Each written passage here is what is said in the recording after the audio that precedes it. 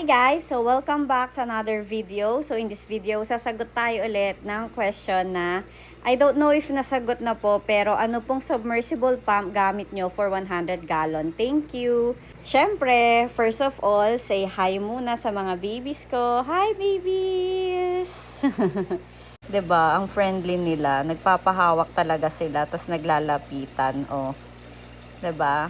Going back sa question, ito po yung ginagamit kong submersible pump. Ito po ay Sibillon H130K. Nili ko po siya sa Orange app worth 1,106 pesos. Ayan po yung submersible pump ko po. Yun lang po, nasagot ko na po yung question. And if guys may mga questions kayo, comment down below. As long as alam nyo na, alam ko yung sagot.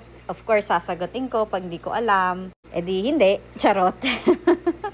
Thank you again for watching this video and see you again sa another video. Bye!